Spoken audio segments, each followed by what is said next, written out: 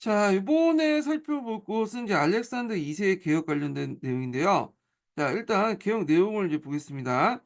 자, 크림 전쟁에서 이제 쇼크를 받은 이제 알렉산더 2세는 여러 가지 이제 러시아의 사회 큰 어떤 후진성을 느끼게 되고, 그리고 이제 여러 가지 개혁을 이제 추진을 하게 돼요. 자, 그래서 개혁 내용을 보면요. 유럽 여행과 출판물의 검열을 완화하고 정치범을 석방하고, 그다음 이게 제일 중요하죠. 농노를 해방하죠. 농노. 그래서 이제 배경을 보면 크림 전쟁의 패배로 인해서 러시아의 낙후성을 인식하고 되면서 영주제를 폐지하고 농노의 임신 예속 및 철폐, 토지의 유산 분배를 이제 하게 됐다는 거. 그 결과 자연농민이 출현됐고요. 그다음에 러시아의 또 자본주의의 배경을 제공하죠. 그리고 지주 귀주층이 이제 몰락하고 농민들이 계절 노동자로서 노동시장에 편입됐다. 그래서 여기에서 이제 유상 분배가 좀 약간 걸림돌이 되죠. 뒤에 좀 얘기가 있지만 많은 한계가 있어. 뭐 미래에게도 인제 개인이 아닌 미래에게 주고 유상 분배다 보니까 이게 이제 토지를 인제 뭐냐면 그 받은 대가로 해 가지고 돈을 줘야 되잖아요. 그러다 보니까 이제 그 겨울철에 일을 나서 도시에 가 갖고 이제 일을 벌어 와 가지고 일을 해서 인제 돈을 벌어서 이제 토지 대금을 내는 그런 인제 그 계절 노동자들이 형성되는 또 배경이 되는 거죠. 자, 그래서 요 관련된 내용들을 한번 또 읽어 보겠습니다. 음. 서양사 강의 내용하고 그다음에 서양사 강의 내용을 좀 볼게요. 그 서양사 강의 내용이 좀 잘 돼 있거든요, 그 요 부분이.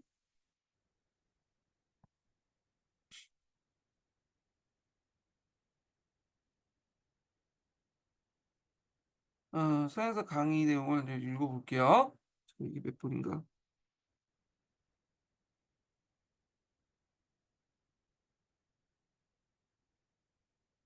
요건가? 여기네요. 예.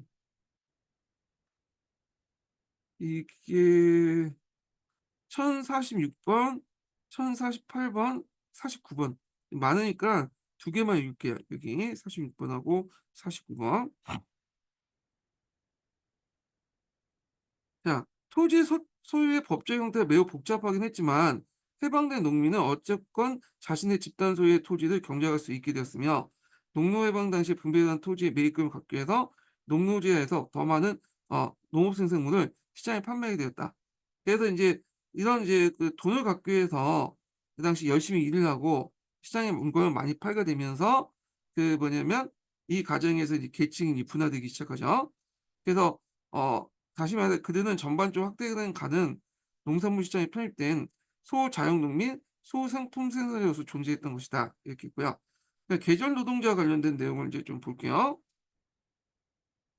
자, 대개 노동자들은 농촌에 가족과 토지를 가지고 있었고 또한 많은 농민들이 보조 소득을 위해 그 가족 일부를 어 도시 노동시장으로 내보내고 있는 상황이고 노동자들과 농민층의 이해관계가 대립적인 게 아니라 오히려 밀접하게 연결돼 있다. 자본가들이 노동자에게 아주 낮은 임금을 지불한 것은 그들이 농촌의 토지라는 보충 소득을 가지고 있다는 구심을 내세워서였고 농민은 농민대로 토지 상황을 벌어야 했기 때문에 낮은 임금이 불쌍하고도 가족 성원들을 도시로 내보낼 수밖에 없었다. 따라서 농민은 노동자의 높은 임금을 받길 바랬으며 그 노동자는 농민들이 좀 더 많은 토지를 받고 국가와 지주에 대해 좀 더 적은 의무를 지기를 원하고 있었다. 뭐 이렇게 있고. 자, 그다음에 이제 이런 계절 노동자 관련된 내용들을 이제 좀 얘기해 보겠습니다. 그래서 계절 노동자들은 그 당시 이제 러시아 산업화에 크게 공헌했고 저임금을 통해서 그리고 또 이제 토지를 이제 그 농민들이 계절 노동자들 이제 들어가면서 이제 뭐냐면 토지 대금을 갚았다. 뭐 이런 내용이에요. 예.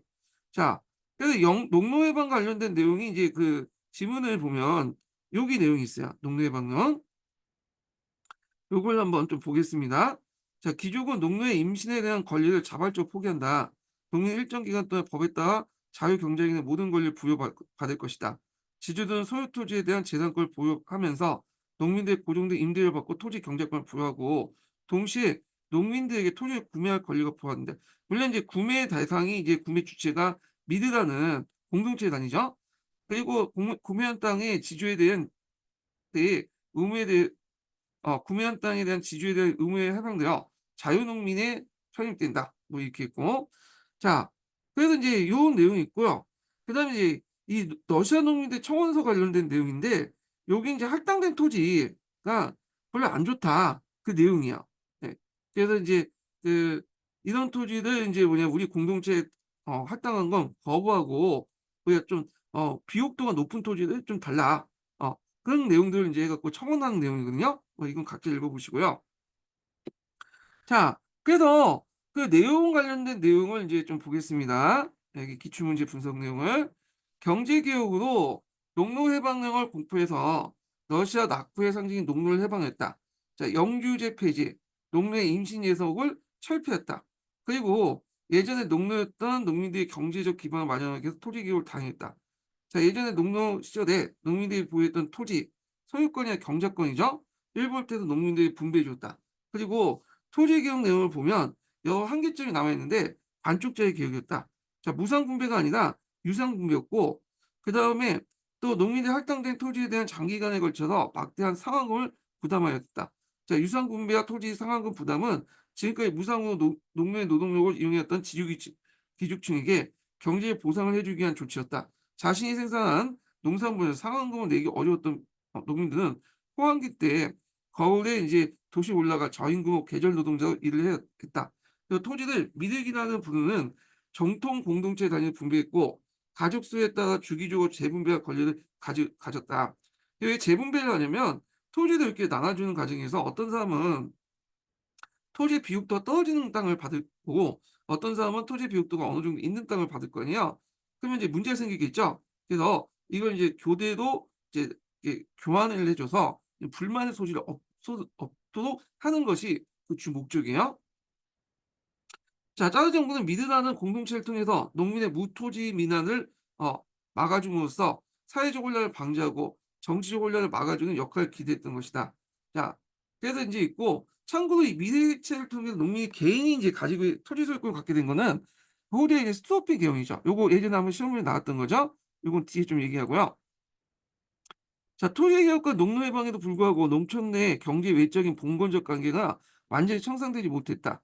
예전에 마을 공유지였던 목축지, 방목지, 가축의 통로 등 잘라낸 토지들은 짜루 정부의 배려, 요 지주들이 돌아갔고, 자, 이 원래 공유지였는데 이걸 이제 그 당시 지주들의 소유권으로 이제 만드는 거야, 소유토지로.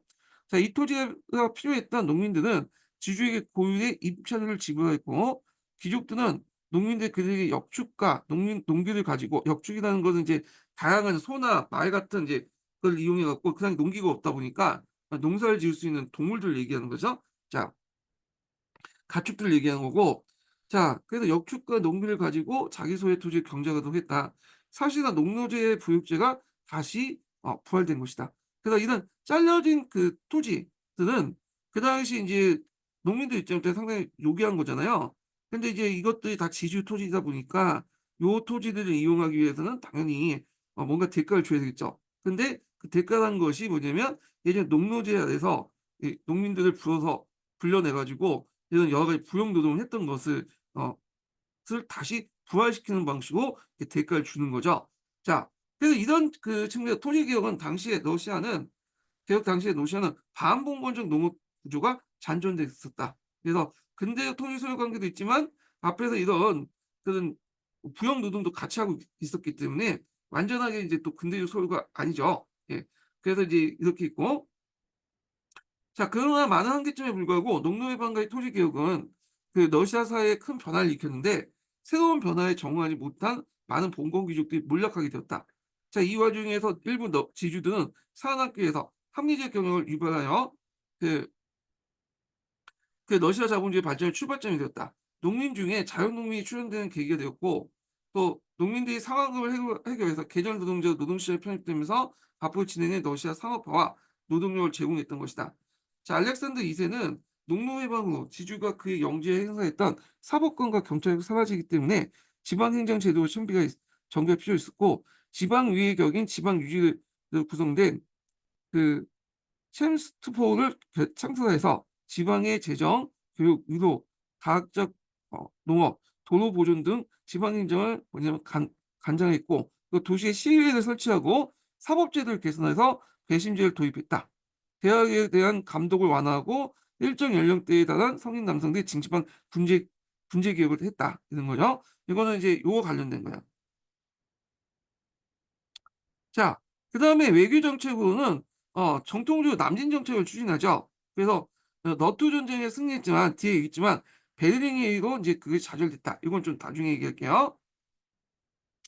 자, 그럼 토지 개혁의 이제 한계를 보면 일단은 앞에서 얘기한 것처럼 토지라는 것이 그 개인에게 주어진 게 아니라 미르라는 농촌 공동체에게 소속돼 있어요. 그래서 미르는 이 토지를 주기적으로 재분배할 권리를 가지고 있었다는 거. 그래서 미르라는 이제 촌락 공동체에 소속되어 완전한 자유를 누리지 못했고요. 그다음에 종전의 보유지를 지주에게 많이 빼앗겼고 할당된 토지에 대한 장기간에 걸친 상환을 부담해야 됐다는 거. 그리고 거기 매입한 토지들 보면 질이 상당히 좀 떨어진 토지들이 많아요. 예. 그다음에 아까 잘라놓은 토지도 있죠. 그 임차하는 가운데 고유의 지대와 경기 외적인 요구 등 반봉건적인 농업 구조가 잔존되고 있었다. 이렇게 보시면 돼요. 자, 이런 농노 해방과 토지 분배 과정에서 나름대로 개혁을 하려고 했지만 분명히 한계도 존재했죠. 그러니까 그거에 대한 이제 뭐냐면 불만을 갖게 되는 사람들이 등장을 하게 돼요. 이들은 이제 뭐냐면 나노등이키라는 사람들이죠. 인민주의자.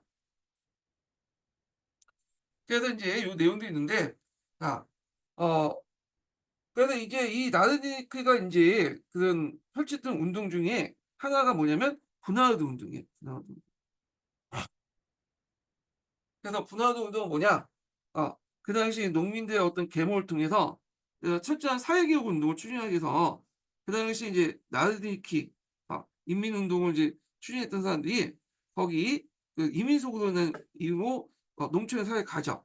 그래서 계몽을 하려고 했지만 오히려 거기에 가서 설득을 시키는데 오히려 이제 그 당시 농민들이 좀 의식이 좀 후진적이었죠. 신고도 하고 탄압도 하고 그러니까 인제 농노 해방의 결과와 그러니까 농민의 계몽을 통해서 좀 더 하려고 했지만 그게 안 됐어.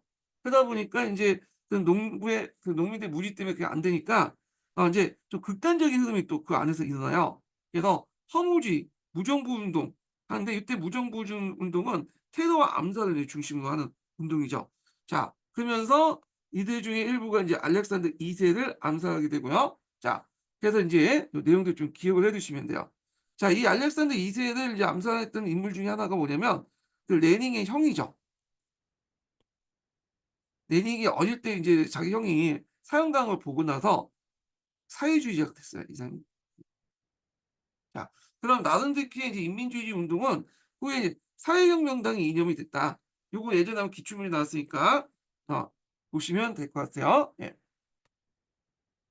자, 그러면 이 관련된 인제 관련된 그 내용을 한번 줄을 한번 읽어 보겠습니다.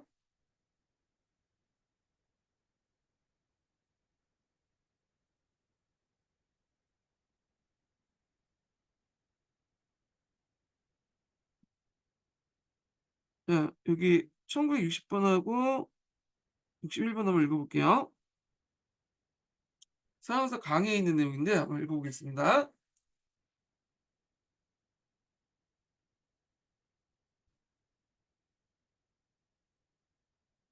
자, 인민주의 지식인들 나르니까 농노해방의 결과에 대해 큰 실망을 느낀 것은 당연합니다. 그냥 많은 인민주의자들이 인민의 직접 혁명을 위한 전제적을 타도하고 토지의 자유를 실현하는 목표 아래 활동하기 시작했고 1870년대 중반에 전개된 고나우드 운동이 그 대표적이다. 자, 인민주의자들이 생각하기에 러시아 혁명의 사회적 기반이자 주체가 되어야 할 농민들은 토지 부족이나 새로운 형태의 나타난 지주층에 예속에 대한 즉각적인 불만을 가지긴 했지만 낮은 정치 의식의 수준에 비롯한 짜두 숭배에 젖어 있었던 까닭에 전제적 타도다라는 구호에 전혀 기울을 기울이지 않았고 따라서 혁명을 선도하는 지식인들의 빈번한 갈등을 일으켰다. 그래서 이제 이런 경험을 통해서 나중에 사회주의가 어떤 느낌이 이제 생각을 갖게 되냐면 러시아 농민들은 무지하고 짝을 숭배하기 때문에 '혁명의 주체가 될 수가 없다.'라고 생각한 것 같아요. 그래서 나중에 인제 등장한 사회주의자 2 세대 애들 있죠. 얘네들은 인제 농민들은 무시해 버리고 어디로 가는 거야? 노동자에 초점을 맞춰서 뭐냐면 혁명을 일으키려고 했던 것들이 이런 이제 나르니키 인민주의자의 어떤 이제 예전에 분화우드 운동의 경험 이런 것들 보고 들었기 때문에 이제 그렇게 생각을 한 것 같아요. 예. 자, 그래서 이제 요 관련된 내용이 기출문에 나왔기 때문에 한번 읽어 보겠습니다. 이게 좀 내용이 길긴 하는데 어 한번 이제 볼게요. 여기 세 번째 단락부터 볼게요. 자, 인민주의자들 사회 참여 출발점은 분화우다 운 분화우도 운동이다. 그죠? 분화우도 이게 오타네요. 자, 분화우도 운동이고 당시 인제 기다려.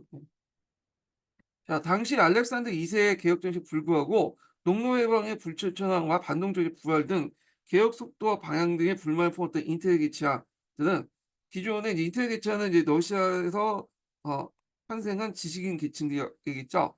그래서 인제 인텔리게이츠는 기존의 모든 가치와 간섭을 부정하는 허무주의나 박근혜의 무정부주의에 영향을 받고 있었다.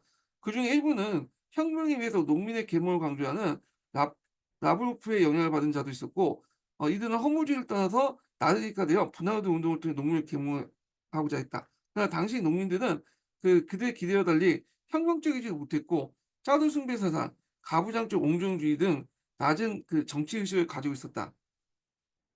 인민주의자들과 농민들과의 갈등과 정부의 탄압으로 운동은 실패했다. 자, 그들은 농민들 대상으로 한 선전과 선동을 포기하는 대신에 인민의 의지라는 단체를 만들어서 테러 민 암사 활동을 했다. 자본주의적 시민사회가 형성되기 전에 기존 사회를 정복하고 농촌적인 사회주의 사회를 건설하기 위한 방법으로 폭력과 테러를 주요 방법으로 일삼았던 것이다. 결국에는 알렉산더 2세가 암살하는 2세가 암살 거사를 행했다.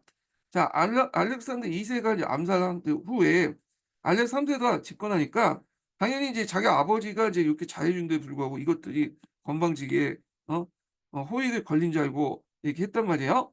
죽였죠. 그러니까 잘해 줘봤자 소용없다는 생각을 하다 보니까 극도로 반동 정치를 실시해요. 개혁은 후퇴됐고 탄압되었다. 근데 이제 알렉산더 2세 때는 정치로 탄압을 당했지만 이는 경제적으로 발전했어요. 앞에서 이제 프랑스 자본 같은 것들이 들어오면서 산업화가 되거든요. 그래서 알렉산더 3 세나 그다음에 니콜라이 2세 때 이 러시아 산업화가 이루어지게 돼요. 그래서 인제 한편으로 프랑스 자본의 유입회와 급속한 산업화가 진행되었다. 이 과정에서 유럽의 정통 마르크시즘이 도입이 됐다. 앞에 이제 인민주의자들은 러시아 사회를 고유해 갖고 이제 거기 사회주의에 정복시킨 일종의 토착 사회주의 자인데 반해서 요게 이제 들어온 이제 것은 노동자들이 학대되면서 인제 들어온 마르크시즘은 정통 마르크시즘이라고 보시면 돼요. 그래서 이 정통 마르크시즘 자들은 그 당시 인제 그 세운 당이 어떤 당이냐면 러시아 사회민주노동당이야. 사회민주노동. 그래서 이게 사회민주노동당 나중에 맨세키 볼세비키 같은 것들을 받아들이죠. 그래서 이때 인제 초창기 때 정치적 어떤 이념을 제시했던 사람이 플레하노프라는 사람이에요. 그래서 이 플레하노프는 인민주의가 단절하고 마르크스 이론을 바탕으로 혁명 논리를 제시했는데 그래서 이제 앞에서 얘기한 것처럼 이제 나르니키가 했던 분화우드 운동을 통해서 많은 것을 보고 느꼈잖아요. 자, 그 경험을 바탕으로 혁명의 주체는 우매한 농민이 아니라 상대적으로 진보적인 노동자 인식했고 러시아 낙후성 때문에 사회주의 혁명은 불가능하고 부르주아 민주주의 혁명 다음에 프롤레타리아즘이 가능하다고 봤다. 자, 이걸 이제 프로에 뭐라고 얘기하냐면 2 단계 혁명론이라고 해요. 2 단계.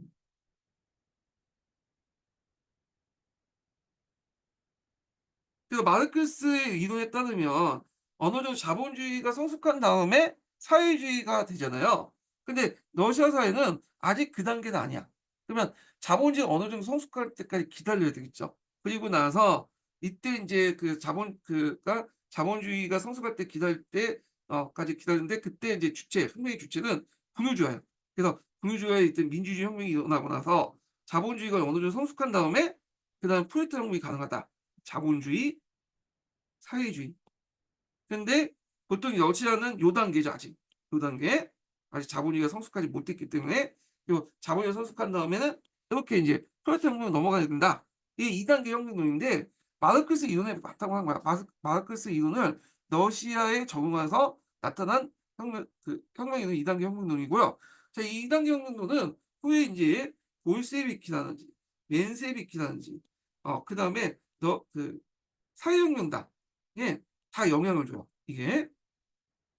그러니까 볼셰비키도 이제 2단계 혁명론을 비판적으로 이제 수용을 했죠. 뭐 100%뭐 완벽하게 수용한 건 아니지만 약간 변형된 형태로 수용됐다가 나중에 4월 퇴제가 있어요. 예. 그 이후에 이제 완전하게 2단계 혁명을 버리죠. 이건 나중에 좀 얘기할게요. 예.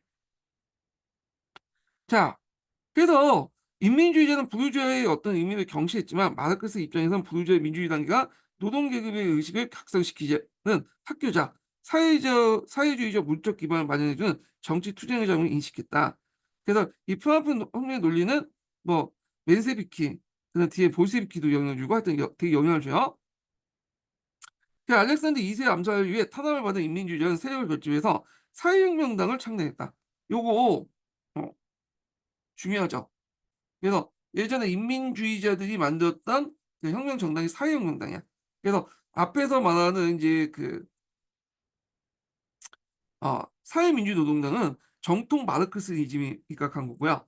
사회혁명당은 그 예전에 인민주의자들이 어떤 이제 그 만들었던 토착 사회주의를 바탕으로 한 거야. 농업 중심의. 예. 그래서 사회혁명당은 19세기 때 인민주의와 달리 마르크스의 영향을 받은 사람이다. 이렇게 했는데 그래서 이제 요게 사회혁명당은 토착 사회민주주의 그러니까 토착 사회주의자들이지만 여기에다 이제 뭐냐면 인민주의와 좀 다른 점이 있어요. 요건 사회주의, 정통 사회주의에도 영향을 받았어. 그러니까 사회혁명당은 토착 사회주의를 바탕으로 해서 마르크스이즘을 받아들였던 정당이었다. 이렇게 보시면 되고 그렇지만 인민주의 계보도 같이 이뤘다. 이렇게 보시면 되죠. 그래서 이렇게 설명하면 되죠.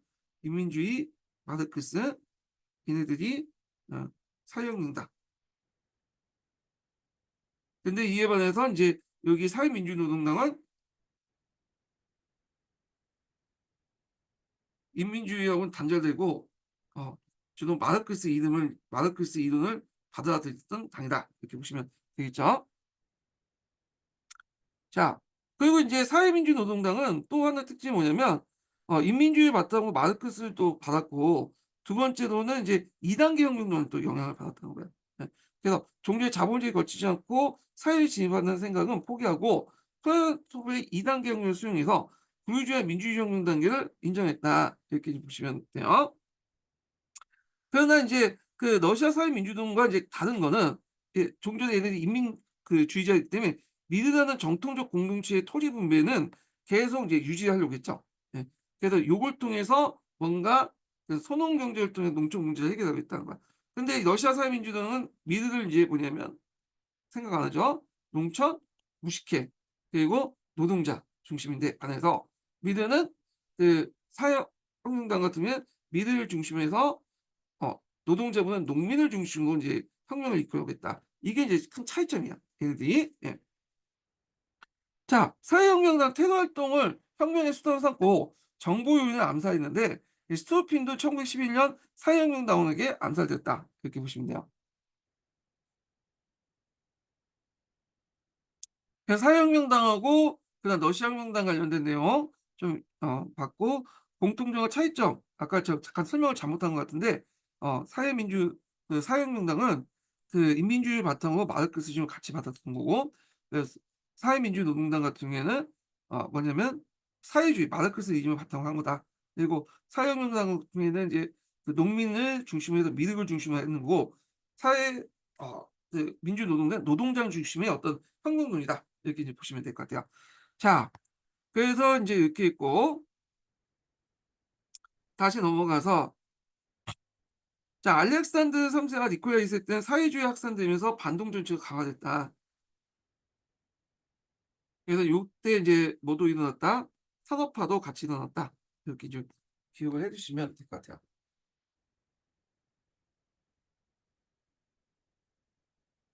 자, 그 러시아 산업화 관련된 내용을 잠깐 이제 볼게요.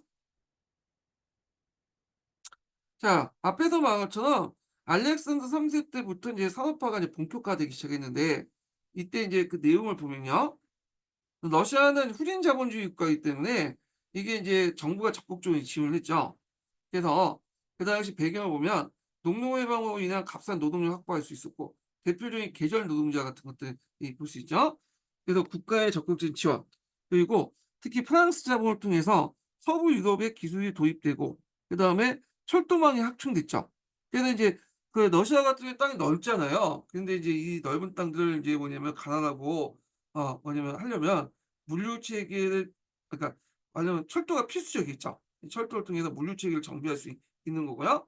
그래서 인제 뭐 시베리아 한강철도라든지 이런 것들이 만들어지기 시작했고, 그래서 이런 결과 이제 근대적 노동자 계층이 형성되면서 이들을 바탕으로 사회주의, 그러니까 앞에서 말한 그 사회민주혁명당 있죠. 사회민 러시아 사회민주당, 아 이 인제 널리 확산될 수 있는 배경이 되었다. 네, 요렇게 이제 보시면 될 것 같아요. 자, 그래서 인제 요 관련된 내용을 한번 읽어 보겠습니다. 자, 산업화의 재원 마련에 국가가 주도로 인제 나서서 지원을 아끼지 않았다. 자, 러시아의 산업 부르주아지는 원래 자본 축적의 기반이 대단히 취약한 계급이었고, 그러나 짜르 정부는 농민으로부터 거둬들인 조세 및 토지 상한과 농산물 수출 대금을 산업화에 충당하면서 국채를 발행하는 한편 외국으로부터 거액의 자산을 도입하면서 재원 문제를 처리해 주었다. 이렇게 있는데, 그래서 이제 농민들로부터 걷어서 공업에 투자하는, 농업을 희생을 시키면서 공업에 투자하는 그런 정책들은 요 짜다 정부뿐만 아니라 뒤에 스탈린 때도 그렇게 했어요. 나중에 좀 얘기하겠지만 하여튼 이런 걸 통해서 이제 공업화를 이뤘다. 이렇게 보시면 될 것 같아요. 자, 그러면 이제 넘어가서 이제 러시아 투르크 전쟁과 너트 전쟁 베를린 회의를 보겠습니다. 자, 이걸 좀 이해해 보려면 이제 러시아의 이제 남하 정책을 좀 볼 필요가 있는데, 자, 러시아 남하 정책은 여러분도 알다시피 뭘 얻기 위한 거예요? 부동항을 얻기 위한 거죠.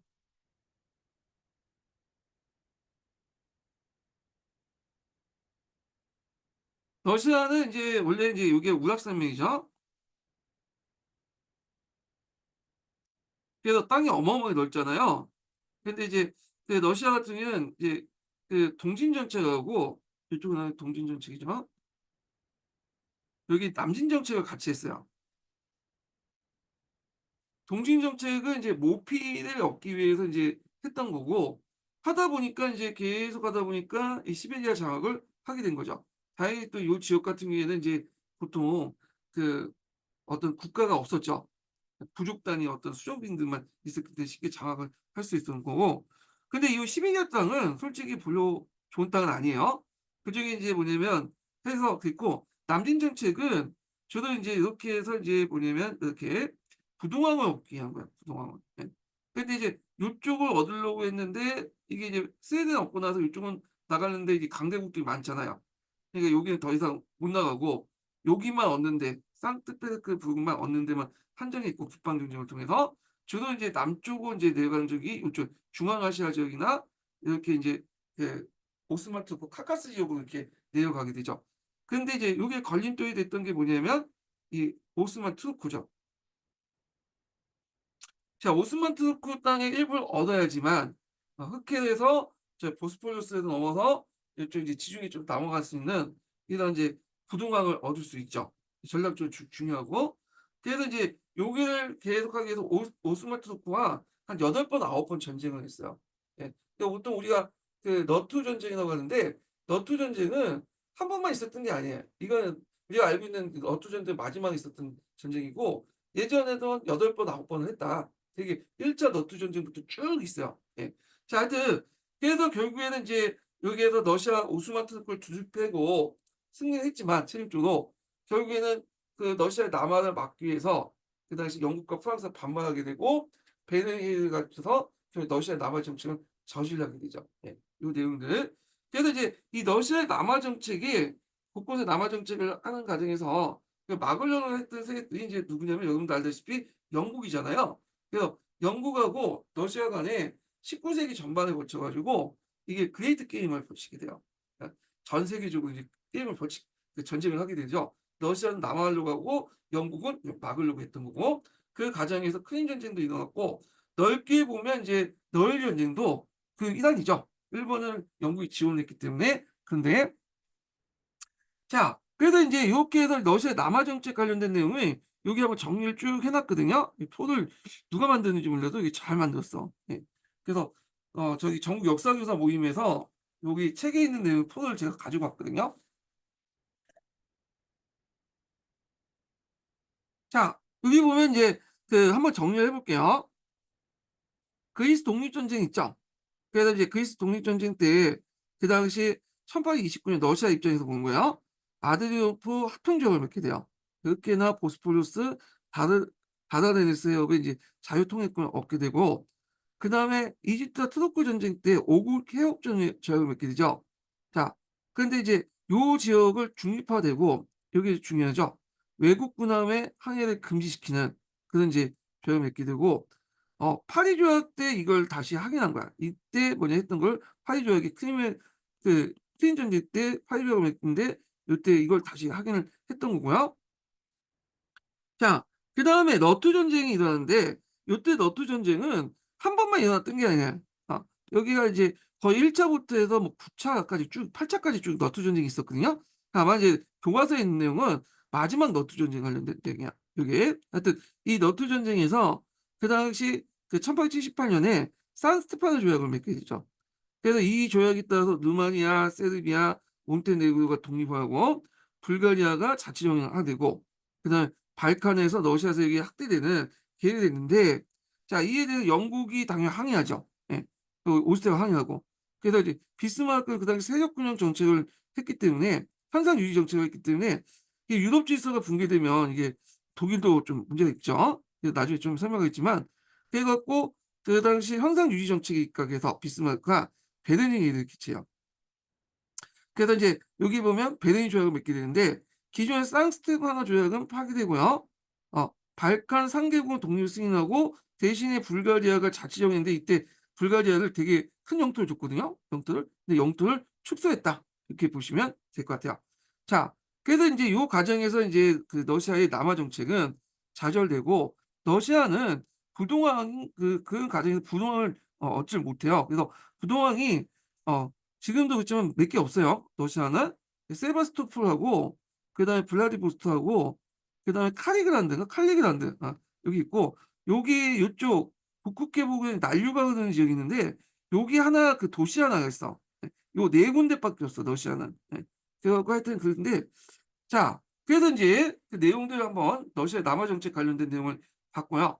자, 러시아와의 트로크 전쟁 결과 아까 처음에 뭐냐면 너투 전쟁이 났는데, 이게 마지막 조약이라고 했죠. 마지막 그 너투 전쟁. 그때 됐던 것이 투르크 영내에 있는 불가리아 학살 사건 때문에 인제 계기도 했던 거고, 결국에 산스테파너 조약을 통해서 이렇게 했지만, 그 당시 인제 그 오스트리아 영국이 개입되면서 비스마르크가 나섰죠. 그래서 이제 산스테파너 조약을 폐기하고 남하 정책을 좌절시켰다, 이렇게 보시면 돼요. 그래서 이때 인제 그 내용들, 그 배너의 조약 내용들 여기 있으니까 좀 기억을 해 두시면 되겠습니다. 예. 예. 배너의 조약은 그 뒤에도 있거든요. 그 뒤에도 다시 한번 얘기할게요. 이게 내용이 많이 없어. 네. 있는데 그건 나중에 좀 다시 얘기하겠습니다. 자, 그다음에 19 세기 인제 사상과 문화를 보겠습니다.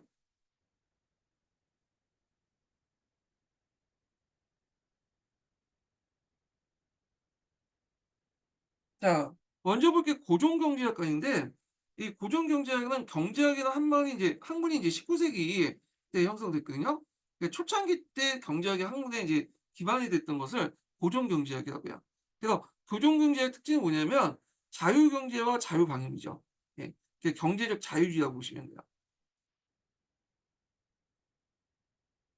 그래서 시장에, 예, 뭐냐면 정부의 개입 없이 모든 걸 시장이 알아서, 시장이 보이지 않는 손에서 그냥 해결해야 된다.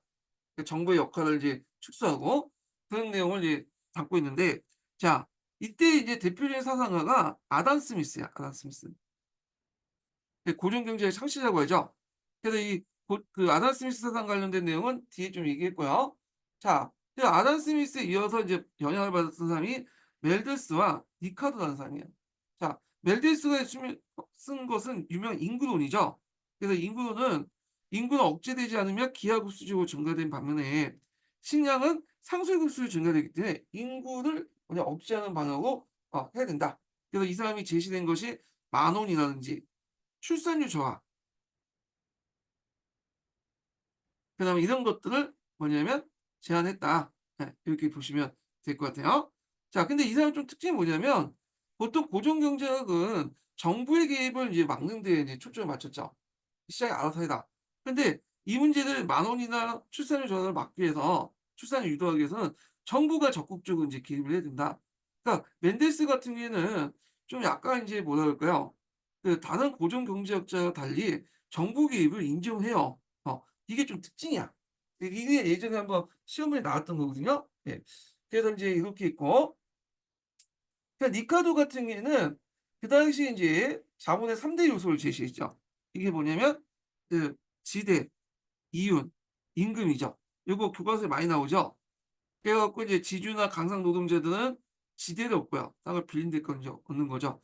기업가는 이윤을 얻고 임금은 노동자는 임금을 얻는 건데 그중에 제일 중요한 게 이 지대가 중요하다. 그래서 지대는 그 땅을 갖고 있으면 쉽게 말하면 그 돈을 많이 벌 수 있다. 이윤과 임금보다 훨씬 더 어 돈을 벌 수 있는 것이 토지다, 땅이다 이런 거죠. 이거 리카르도 얘기가 맞는 말이죠. 이 사람이 왜 지휘 출신에서 그런 소리 했는지 모르겠는데 그렇지만 맞는 말이에요. 예. 지금도 땅 가지고 있고 건물 하나 갖고 있으면 완전히 먹고 살죠. 예. 그래서 인제 이렇게 있고, 자, 그래서 인제 이 사람이 또 리카르도가 이제 또 주장한 게 뭐냐면 임금을 많이 줘서는 안 된다는 거야. 어. 그래서 임금은 노동시장의 수요 공급의 원칙과 인구의 압력으로 임금은 어 높아질 수 없고 결국에는 최저임금으로 유지될 수밖에 없다. 이렇게 얘기하고 있어요. 음. 그래서 인제 임금의 어떤 그 철칙을 제시했는데 이게 설명하려면 되게 복잡하니까 넘어갈게요. 왜냐면 이건 경제학 관련된 내용이 아니고 역사학 관련된 내용이니까 읽고 넘어가고, 요 맨델슨 이론만 좀 기억을 해 두시면 돼요. 이 맨델슨 이론은 제가 산업혁명 할 때 관련된 내용을 언급했어요. 그다음에 고정경제학의 대표적인 사람이 이제 자연을 썼던 밀이라는 사람이죠. 이 사람은 상당히 인제 여러 가지 활동하게 됐는데 고정 경제학을 완성했던 사람이고, 그다음에 또 이 사람은 이제 고정 경제 시장만 강조하잖아요. 자, 그래서 정부 가입은 없다 이렇게 주장한 사람이죠. 근데 이 사람은 정부가 나름대로 개입을 해 갖고 사회 입법을 해야 된다. 어 이렇게 주장을 하는 사람이야. 예. 그래서 이제 사회적 자유주의자이기도 하고, 그다음에 또 페미니즘의 선구 주자이기도 해요. 여성 문제에 대해서 상당히 관심이 있었던 사람이죠. 그래서 인제 있는데, 자, 그리고 또 이 사람은 또 여러분들 윤리 시간에 배우시면 알겠지만 공리주의자예요. 공리주의 뒤에 있으니까 좀 얘기할게요. 자, 하여튼 이 사람이 주장한 내용을 보면 노동자의 저임금과 저임금 시정책을 주장하고, 이건 니카드 이론하고는 좀 다르죠. 사회주의 온건의 해결책 부분을 수용했다. 아까 인제 사회 입법 같은 걸 적극 지지했다고 했죠.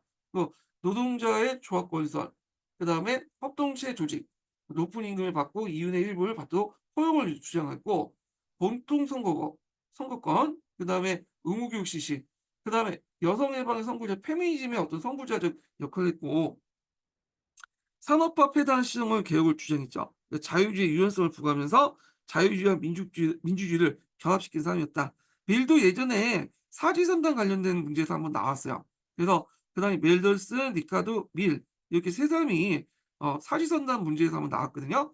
근데 그 당시에는 융합형 문제였기 때문에 나올 가능성이 좀 없긴 할 수 있어요. 맨델슨 제외하고는. 하여튼 그때 그렇지만 예전에 나왔기 때문에 좀 파악을 해 주시고요. 자, 그리고 그 당시에는 보호주의 무역 경향이 강했죠. 잠깐 요거 좀 이거 뺐네.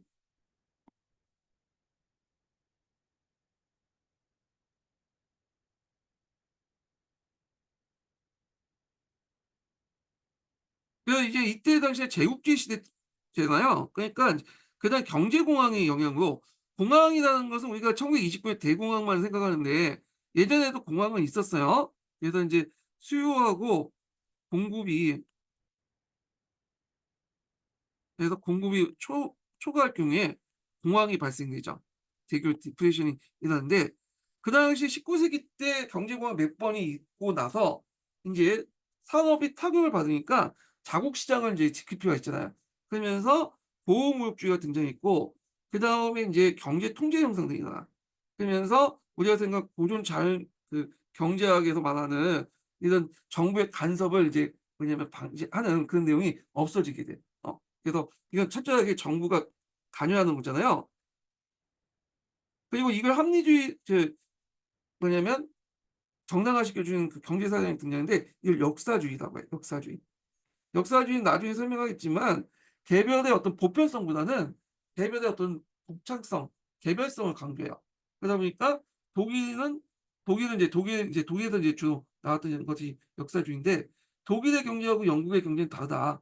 그러니까 영국의 경제처럼 이렇게 잘 나가고 하면 자유방임주의를 내세울 수 있지만 독일 경제는 그렇지 못하는 거야. 그러니까 독일 경제 상황에 맞게 통상 정책을 해야 된다. 이렇게 주장하면서 이런 보호무역주의나 정부가 나서서 경제를 통제하거나 그런 것들을 합리화시켜 주는 것들이 역사주의 학파다. 이렇게 이제 보시면 돼요. 이건 경제학뿐만 아니라 뭐 법학이라든지 역사학이라든지 이런 것들을 강조해 보편성을 거부하고 어떤 개별성을 강조하는 그런 것들이 등장했다. 그래서 요 제국주의 시대 때의 어떤 이제 뭐냐면 통상 정책들 요게 보호주의다. 다만 예외적으로 영국은 그럼에도 불구하고 19 세기 때 계속 뭐가 있죠? 자유무역주의를 내세웠죠.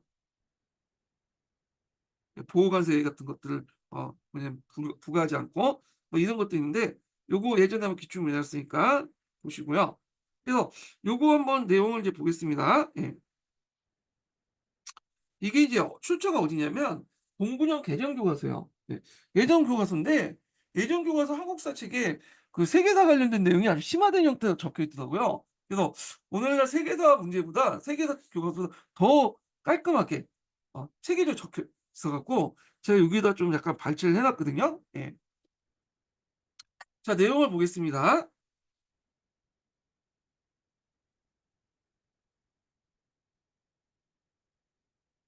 자 1870 년에서 80 년대에 진행된 경제공황은 자본주의 모습을 크게 바꿔 놓았다.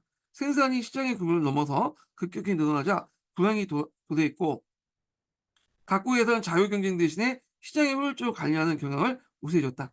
동시에 대의적으로 각국은 자유무역 대신에 보호무역주의를 뭐냐면 채택해요. 자국의 경제를 보호하려고 했다. 요거 시험 문제 나왔던 거죠. 기출 관련된 내용이요. 그래서 서구 각국의 경쟁은 무엇보다 식민지 팽창을 둘러싸 격렬하게 진행되었다. 예. 요 내용들 봤고요.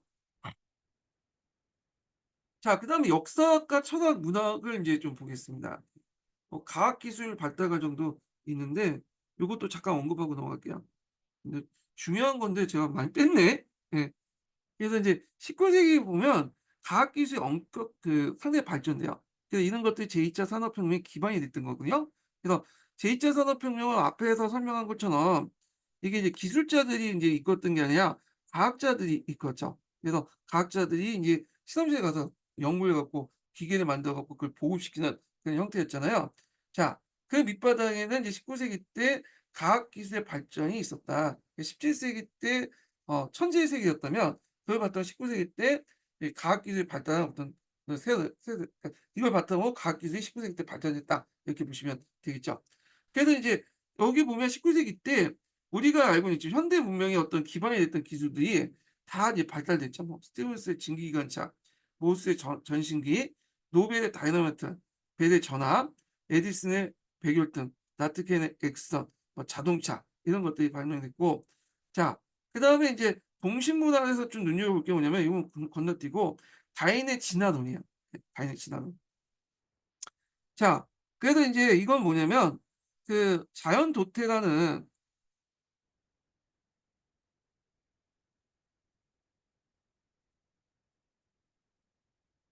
뭐죠? 예. 토대가 아니라 도태죠.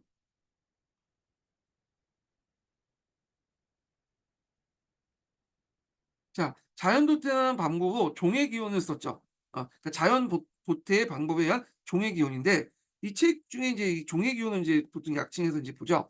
그 내용에서 인제 보면 생존 경쟁, 적자 생존, 자연 도태라는 개념을 제시했다. 그래서 종전의 어떤 이제 창세기가 아니라 진화론을 인제 제시했다는 거죠. 진화론. 그래서 인제 요 책에 보면 보통 이제 원숭이하고 이제 우리가 이제 인간이 그 갈려 나왔다고 했잖아요. 300만 년 전에 여기 이 사람의 책의 이름이에요. 그러니까 그 내용에 보면 어 원숭이하고 인간이 공동 조상이 있었어요. 여기에서 인제 뭐냐면 원숭이가 나오고 원숭이 계열종이 나오고 이게 유니온이라고 하죠. 요쪽에서 호모 계열이 나오죠. 그 호모 안에서도 여러 아종도 있죠. 이런 식으로 인제 이렇게 진화됐다. 그래서 인제 이때 진화할 때 제일 중요한 게 돌연변이죠.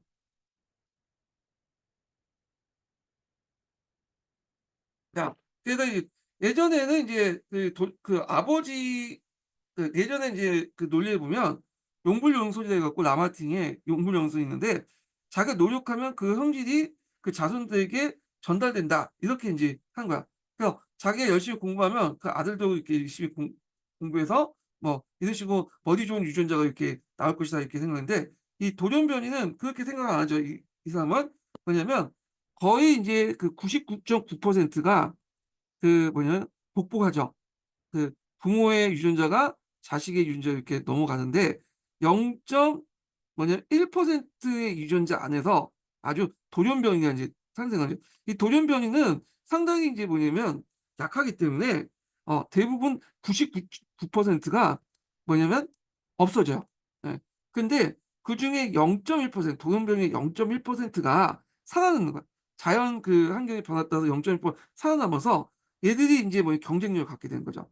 그러면서 이들을 중심으로 또 뭐냐면 나머지 종들은 다 도태되고 얘들 중심의 종족에서 또 인제 종이 이어가는 거죠. 종이 또 새로운 종이 나오고 또 이 종 중에서 또 돌연변이 나타나서 99%는 다 죽고 그중에 1%만 0.1%만 살아남아서 또 새로운 환경에 적응돼서 또 종이 발전되고 자 이런 식으로 해서 진화됐다는 거예요. 그래서 이제 이렇게 해서 얘기인데 원래 이제 생존 격차 적자 생존하고 자연 도태인데 이런 인데 원래 다윈이 이제 얘기했던 적자 생존이란 말은 처음부터 다윈이 썼던 얘기가 아니야. 다윈은 자연 선택이란 말을 썼어요. 자연 선택. 근데 스펜서라는 사람이 이 사람은 이제 다윈의 진화론에 영향을 받은 사람이었거든요. 그래서 이 사람이 인제 자연 세계뿐만 아니라 인간 세계도 뭐냐면 "이런 진화론을 적용할 수 있다."라고 하면서 이때 인제 사용했던 말이 자연 선택이라는 말보단 적자생존이라는 말을 썼어요, 스펜서는. 이 스펜서라는 사람은 그 적자생존을 어떻게 쓰냐면 사회 뭐냐면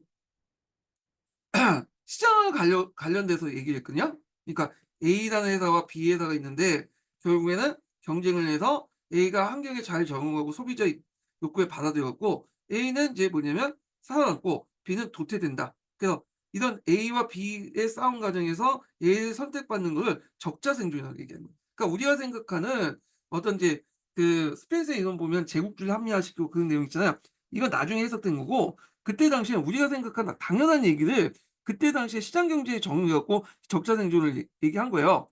근데 이 적자 생존이라는 말을 듣고 다인이 괜찮네." 하면서 이 말을 자연 선택이라는 말 대신에 적자 생존을 많이 쓰게 된 거야. 다인의 진화론의 종횡의 오판에 자연 선택이라는 말을 없애고 적자 생존이라는 말을 썼다. 물론 근데 적자 생존이라는 말은 일종의 인제 뭐냐면 경쟁력 있는 사람이 살아남고 그런 걸 의미고 우리가 생각하는 나중에 다른 민족이 다른 민족이 그러니까 유럽 민족들이 다른 아시아 민족을 지배하거나 아프리카 민족을 지배한 걸 합리화시키는 이론은 아니었어요. 스펜서나 바인의 진화론이나 다 그런 의미에서 쓰인 건 아니야. 근데 이제 나중에 스펜서 이론을 좀 왜곡시켰죠. 단순히 스펜서 같은 시장에서 회사들끼리 경쟁을 해서 시장 경제에 맞지 않으면 이게 자연 도태되고 이런 것들을 인제 얘기했는데 이걸 이제 뭐냐면 민족이나 국가 단위로 확대시켰어요, 제국주의 시대 때. 그래서 이것이 이제 나타난 것이 사회적 다원주의라고 하죠. 사회적 다인주의라고 하죠, 요게. 그래서 인제 사회적 진화론이라고도 하고 사회 진화론. 자 이런 이제 과정을 겪게 됐다. 그래서 다윈의 진화론은 생물학적인 어떤 항상 자연상 형상 관련된 내용에서 적용되는데 이걸 사회 형사로 적용한 게 스펜스고 스펜스의 이론을 다시 국가와 국가, 국가 민족 간의 어떤 그 지배관계를 합리화시켰던 이론이 사회적 다인주의다. 그러니까 원래 얘네들이 얘기했던 그 논리와 다른 논리를 해서 왜곡해서 이제 확대시켜 나갔다 이렇게 보시면 돼요. 자, 하여튼 다윈은 처음에는 자연 선택이라는 이 용어를 썼지만 스펜서의 그 적자생존을 보고 이게 마음이 들어 갖고 오판에는 적자생존이라는 용어를 썼다. 근데 우리가 생각하는 적자생존은 민족과 국가 간의 어떤 지배와 어떤 그 과정에서 뭐 이런 걸 합리화시키는 말에서 그걸 쓴 것은 아니었다는 거예요. 예. 그런 걸 좀 파악을 해 두시고 다윈의 진화론하고 스펜서의 그 사회적 진화론 관련된 내용이 시험에 나올 가능성이 많아. 예. 지금까지 나오진 않았지만. 자, 그다음에 인제 넘어가서 인제 좀 보면 이렇게 있고요. 네. 사회 진화론 있죠. 사회적 다인주의 기반이 됐던 사회 진화론 관련된 내용인데 자 이거는 아까쯤에 이제 맨델슨이나 스펜서의 의견을 받아들여 갖고 이제 자기 나름대로 재해석한 거죠. 나중에 제국주의 시대 때. 자연계에 인제 생존 경쟁이 인간의 사회에 적용돼서 열등한 자는 도태당하고 생존 조건을 접한 사람만 가 민족만 살아남는다. 자 이것이 제국주의를 합리화시켰죠. 자본가의 계층에 영향을 주고 제국주의 심리를 정당화시키고 더 나아가서 극단적인 거는 우생학에도 뭐냐면 영향 아니 더 극단적으로 이제 뭐냐면 그 나가서 이제 우상학이나 다시 얘기할게요. 말을 잘못했어. 자본주의 계층에 영향을 줬고 제국주의 심리를 정당화시켰고 또 인제 이 사상에 영향해서 그 우상학을 좀 완화시키는 좀 역할도 했어요, 이 사상이. 예. 그래서 인제 요 내용들 좀 기억을 해 두시고요. 자 그러면 요 내용 관련된 내용을 한번 볼게요. 여기 제국주의 심리의 정당화 관련된 내용을 읽어 보겠습니다. 자, 영국에서 인종주의가 뚜렷하게 나타난 것은 1859년 찰스 다윈의 종의 기원에 출발된 이후부터다. 다윈의 주장한 적자 생존 개념은 스페인의 사회적 진화론을 이제 거듭했고요. 영국 등 서구 제국주의 국가들에서는 우수한 민족을 미개한 문제로 분명한 의무가 있기 때문에 서구 제국주의 강대국의 미개한 지역을 점령할 수 있다고 주장하면서 제국주의 심리학과 지배를 정당화시켰다. 근데 주의할 것은 이 스펜서조차도 요게 이제 사회 형사에 적용되긴 했지만 요거는 시장 경제와 관련된 내용에서 했던 거지 또 민족 간의 대립 그 과정에서 강한 민족이 약한 민족을 점령을 하는 걸 당연하다. 이런 식으로 적자 생존이나 뭐 자연도태 이론을 적용한 건 아니에요. 후대 사람들이 제국주의 사람들이 그렇게 왜곡해서 해석했다고 이제 보시면 될 것 같아요. 예. 그 스펜서 이론 관련된 내용은 그 사료를 읽는 서양사에도 나와 있어요. 그 저 앞에서 제가 얘기한 내용도 회사 관련된 내용도 그 사료 관련된 내용이 있거든요. 예 참조해 주시고. 자 한편 존 A의 홈스는 제국주의는 서구 열강의 대 이건 나중에 읽어 보고 자 그다음에 인제 열렬한 진화론자 연구에 스펜서 같은 사람이 비롯하여 많은 사회적 다인주의는 이러한 잔인한 이론을 전개한 한편 자 여기 뭐 스펜서가 자연 이게 했다는데 이 서양사 계도는 좀 잘못된 내용이야 이거. 제가 나중에 좀 오류 내용을 적어 놓을게요. 그래서 저도 한동안 영국의 스펜서가 나쁜 놈인 줄 알았어. 그래서 뭐 제국주의 이론을 합리화시키고 그랬는데 이런 오개념을 갖고 있었는데 그 사려 있는 서양사나 다른 책을 보니까 아니더라고 그게. 어. 잘못 서양사 계도의 저자가 잘못 생각한 거야. 잘못 생각한 거야. 예. 하여튼 나중에 얘기하고 자선심을 바탕으로 이타적 도덕적 감정이 인간 사회의 경우 지나가는 최고 업적으로 인정했다.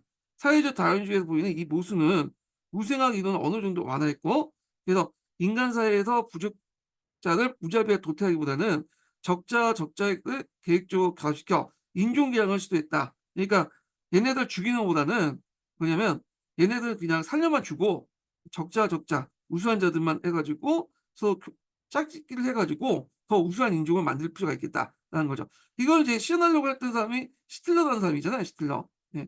그 아리안 민족의 어떤 우수성을 보여주기 위해서 그런 것들을 이제 보여주려고 했죠. 그래서 이제 강제로 짝짓기하고 뭐 그런데 자 그래도 인제 이런 사회적 다민주의 관련된 내용을 좀 얘기를 했고요. 예.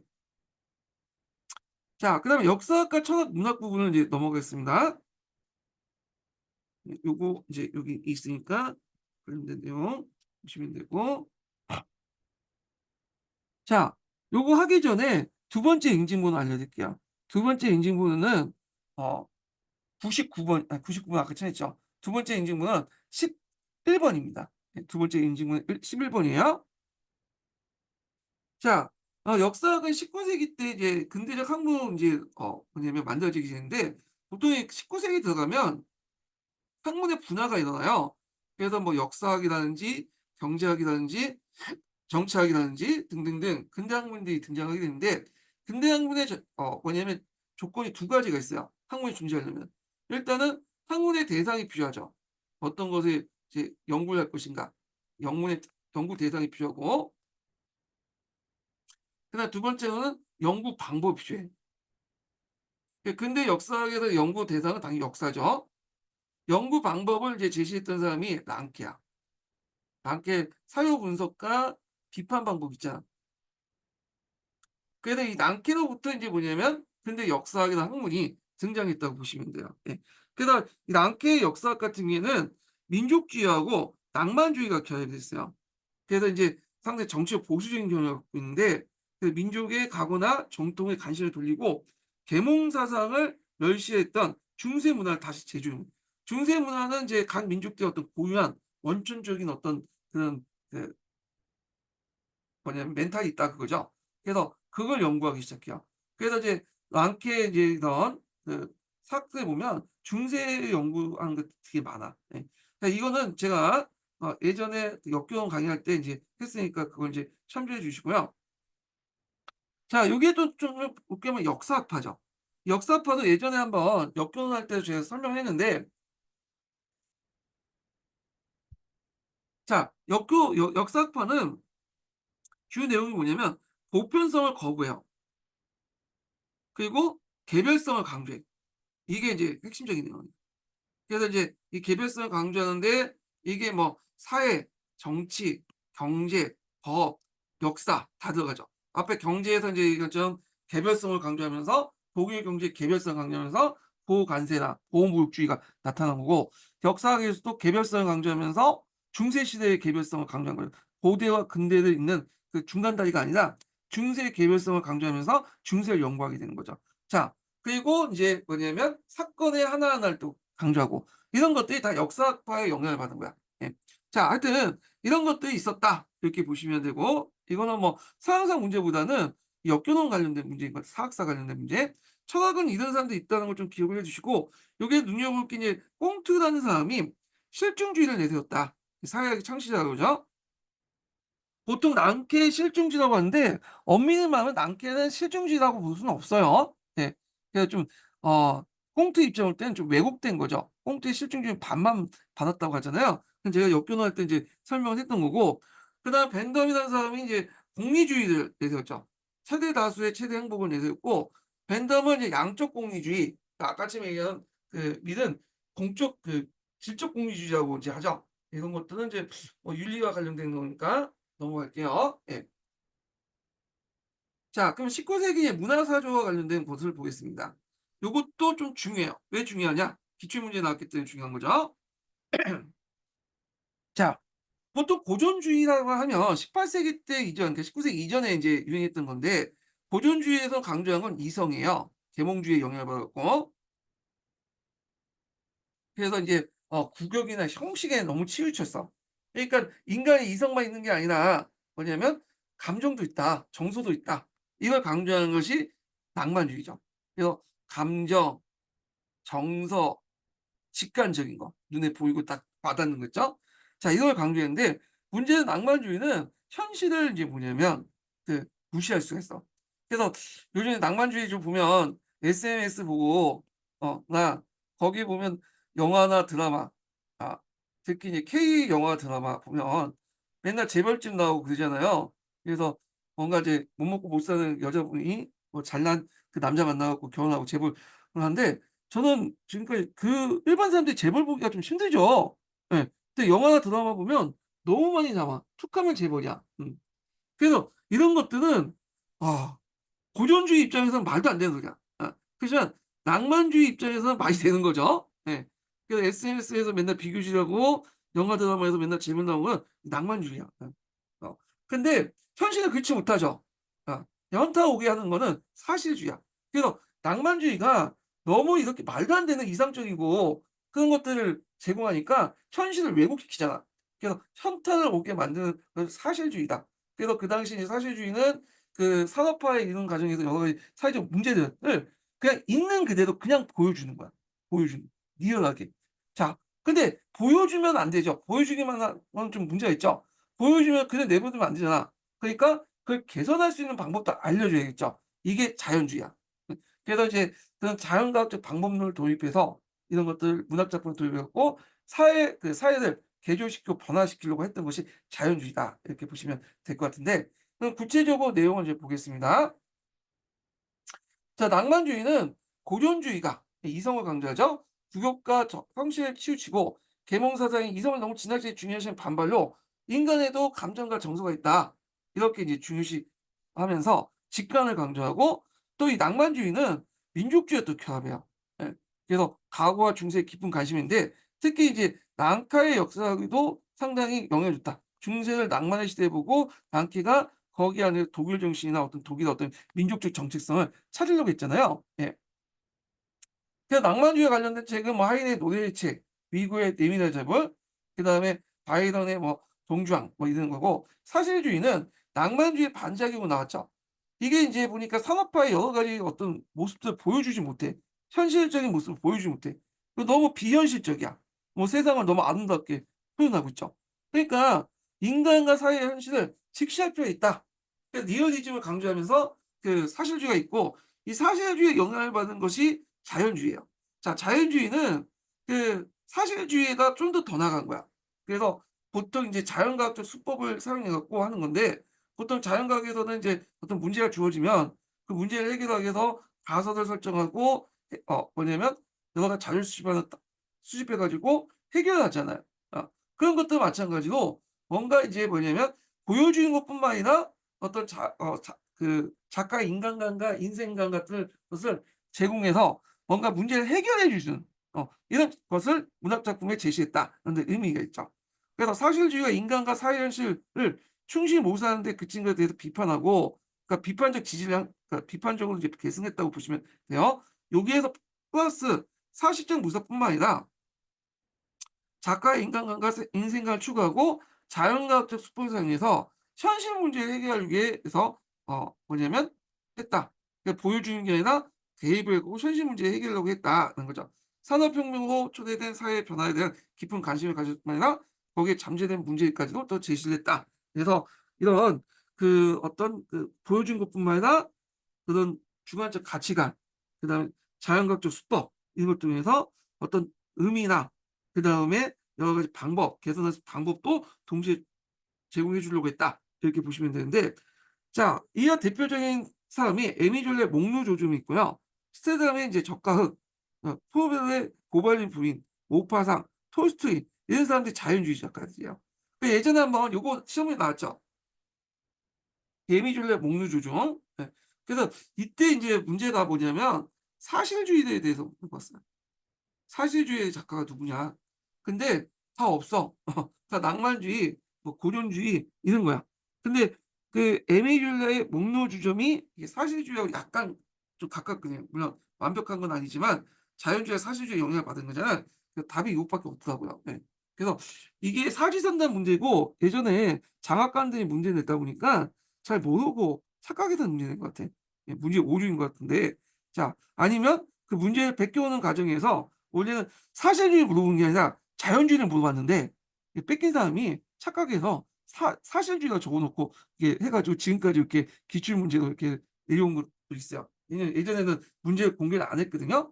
그래갖고 문제 하나하나를 외워가지고 이렇게 다시 와서 그 코러스는 식으로 이렇게 그 답안을 문제를 복구를 했기 때문에 약간 복구 과정에서 좀 오류가 생길 수도 있는 거고, 좀 약간 문제가 좀 이상했어요. 예.